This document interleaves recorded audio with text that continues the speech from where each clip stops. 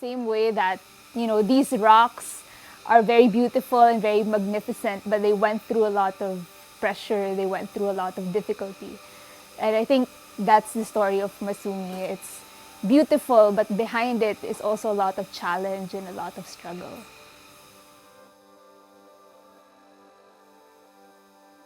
The Masungi Georeserve to the east of Manila is a family affair.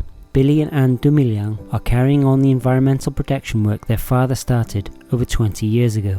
Masungi Georeserve is a conservation project that started all the way back in 1996. It is powered by education and tourism, sustainable development today. When we arrived at the place and it was barren and completely devoid of life, considering that the Philippines is one of the mega diverse countries of the world, it is home to a lot of the wildlife that the world has, and there's so many opportunities around that are yet to be unleashed and showcased. Portions of the Masungi Reforestation Site is also part of the Upper Marikina watershed.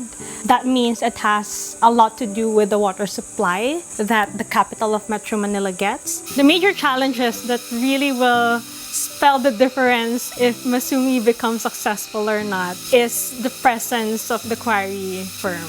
It's either them or us. It's 1,500 of hectares of a 2,700 hectare project. The damage that quarrying will bring to the landscape is irreversible and will take decades to have it recover. If it even recovers, right? Because we're talking about a unique home to biodiversity also, and all of the unique biodiversity that could disappear when you hurt it.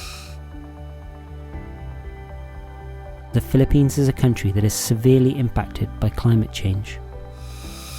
The pandemic gave way to a lot of opportunism and encroachments within the conserved and protected areas. Some of our rangers stay in the field 24/7 out in remote areas where there are no internet connections, mobile signal, or electricity.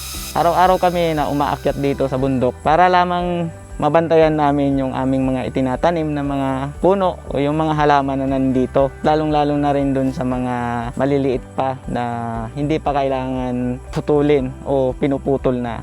Masama po yung loob ko. Araw-araw namin inaakyat para mapangalagaan yung lugar. So ganun lang nila sisirain yung aming ginagawa dahil yung ginagawa namin dito ay hindi lamang para sa amin. Para din ito sa mga milyon-milyong tao na nasa baba. Kung sinisira natin yung kalikasan, yung kalikasan, pag humingi naman sa atin ng kapalit, wala po silang awa.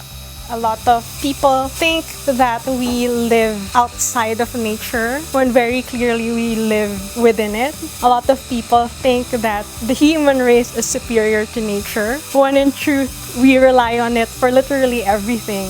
And there's so much that could happen in nature that could impact humanity and the way people live. And there's just such a very poor understanding of that, a very huge detachment between people and, the world that they live in. There's so much sacrifice and hard work and determination and fearlessness that went through it. So I'm really proud when people appreciate what they see here. They realize that there's this kind of bird or this kind of plant present in the Philippines. Yeah, I'm really proud of those moments. Yung ginagawa ko na to ay sa susunod na mga henerasyon ay makikita nila yung kagandahan ng lugar o yung ating kabundukan na mayroon pa palang gubat. So the fight to conserve Masungi and to make sure that the restoration of the area and the Upper Marikina watershed is only beginning. It's only just begun. So we hope that everyone could keep in touch and stay vigilant with us.